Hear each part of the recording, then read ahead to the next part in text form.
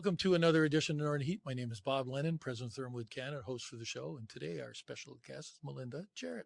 How are you? I'm just great. I'm in a place that I love the best, the Doucet Hennessy House. There. So let's talk about this a little bit, because this is sitting on top of Village Hill. That's right. And in front of the Holy Family Church. Mm-hmm. The building has been here for... Well, that's a good, well, we're going to say since at least 1812, there has been a house here that was built by Charles Doucet. So 1812. Yeah, at least 1812. That's a little bit older than us put together. And so you're part, this is a family, this goes back generations in your family. It goes back generations in my family. That's right. In the early 1900s, after the house had been here for over 100 years by the Doucets, the Hennessys inherited or bought the house from the then owners, who were, the Doucets. So yes, it's been a big part of my life.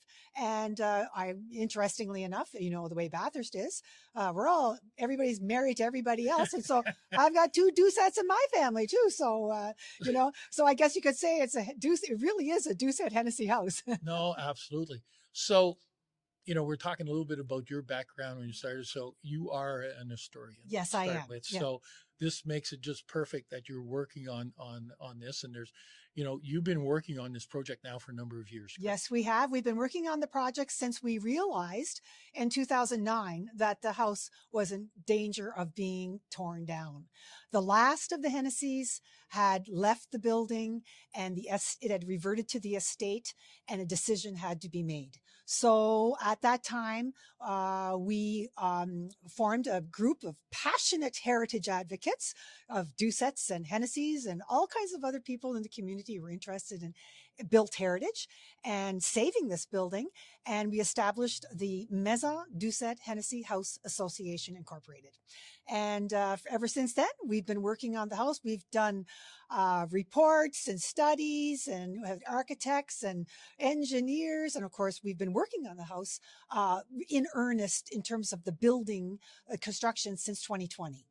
Well, it's amazing. Like you're starting to do some renovations in the building here, and we're just walking around and looking at this, and there's dowels up here. There's old nails that are really old, and you look around, and this is not 2x4 construction. There's whatever they could get to be able to fill it out. It's amazing to see how this was put together, and this is back in the day when a lot of tools weren't where like today. Oh, they're not. They didn't have electric saws and all the fancy equipment that you see today.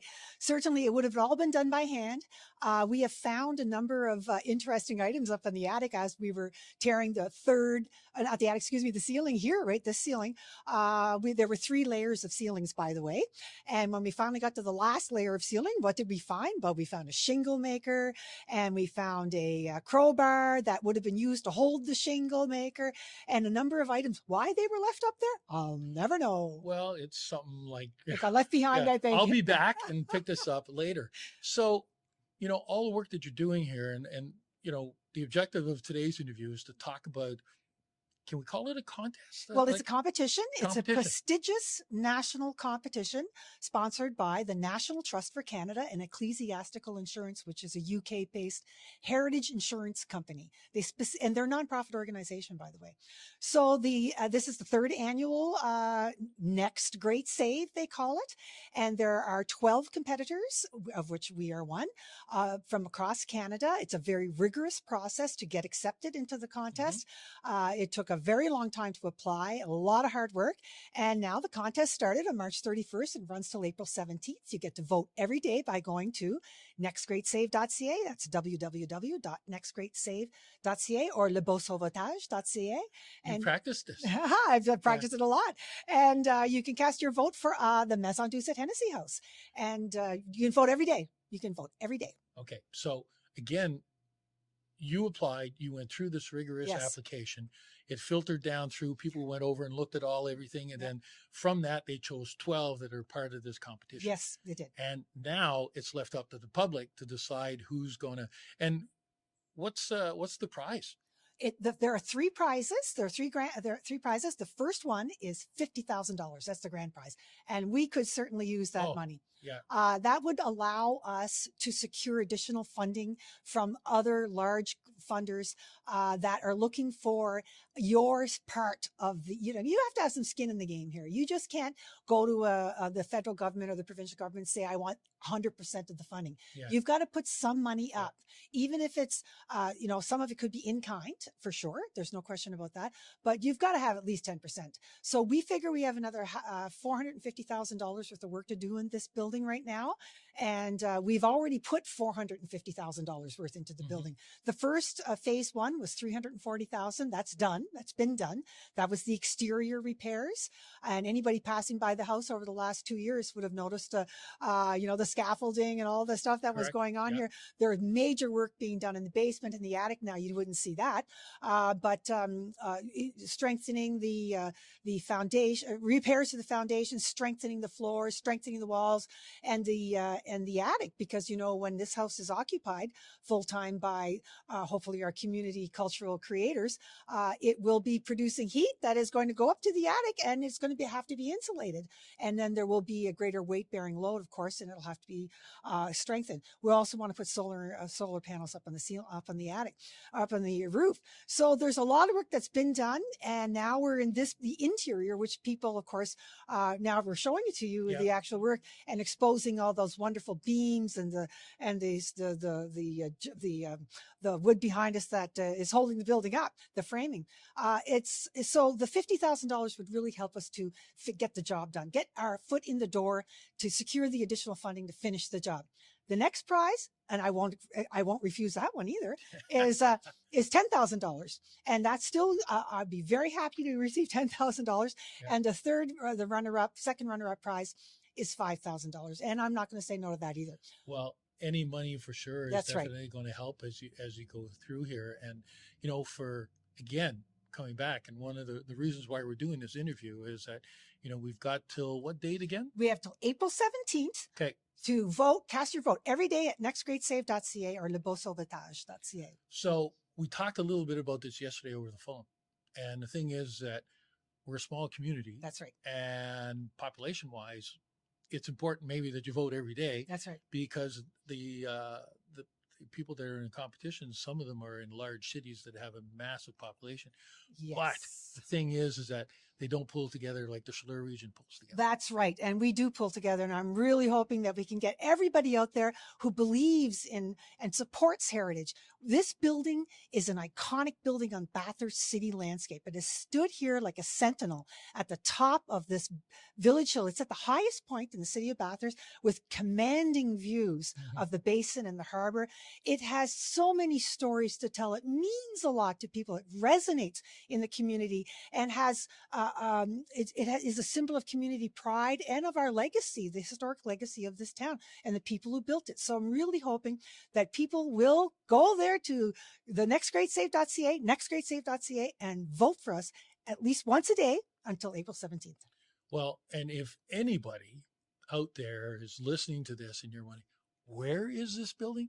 It's not hard, because every time there's a stop lights over here. That's right. And it's the corner of St. Peter's and St. Anne, right next to the Dairy Queen, Holy Family Church in the front. It's all here. You can stop, you can look at it.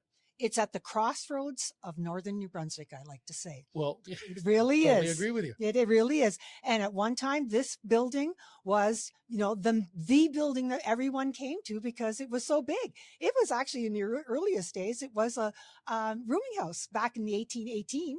In fact, wonderful stories in this building. It just breathes. Every time I look at the wood, I think of all of the people who've passed through here and the lives that have been lived and the joy and the passion and the tragedies and the happiness, that the things that have happened in this building. It speaks to me, and it's going to speak to another generation for another 100 years when it's completed. Well, I'm sure we could continue on this podcast for hours and hours talking about history. And because, like you said, there's so much history, and even your mother lived here till... Yeah, my mother was born in this house, and so were all the Hennessy children. They were all born in this house, actually in this room where we're standing. This was the room where the babies were born. And I've told this story many times. They were born over here and the funerals were held over in the other room. So it's kind of a mix. Well, that's the way it was back then. I mean, Yeah. you know, there were no funeral homes, right? Yeah. So, you know, people lived here, they died here, they built the community, they farmed, they were part of the culture.